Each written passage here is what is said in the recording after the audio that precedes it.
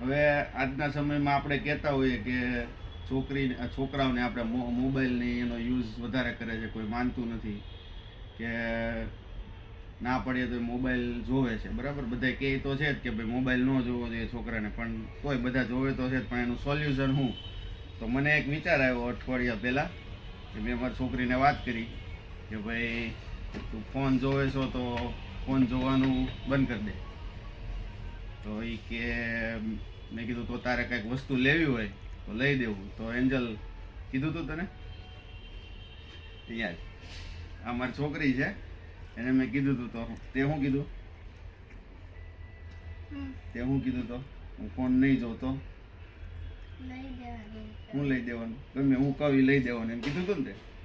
તો મેં એવું વિચાર્યું કે ભાઈ કદાચ રમકડા આપણે 500,000 લઈ દઈએ તો એમાં આપણને એ ફોન ન જોતી હોય તો આપણે ફાયદો જ છે, તો વસ્તુ સારી કહેવાય એમ. ભલે લાલચ આપી આપણે, પણ એ સારી વસ્તુ આપણે અપનાવીને મોબાઈલનો યુઝ ઓછો થાય એવું કર્યું.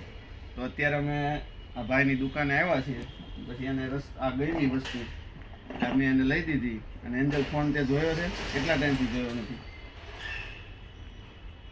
કેટલા ટાઈમથી તે ફોન જોયો નથી? બોલ. 10 દિવસ, અઠવાડિયાથી નથી જોયો કે 15 દિવસ? ક્યારે જોયો જ નથી ને? સાચું બોલે છો? સાચું બોલવાનો. અને હવે જોઈ નહીં ને? હાલો, એ નહીં જોવે. હજી મારી નાની છોકરી જોવે છે, પણ આ મોટીએ નક્કી કર્યું કે ભાઈ નહીં જોવાનું. એટલે બહુ સારી બાબત છે. તમે આવું તમારા બાળકોને થાય અને ફોનથી દૂર થાય તેના માટે આવું કંઈક કરી શકાય. જય શ્રી કૃષ્ણ.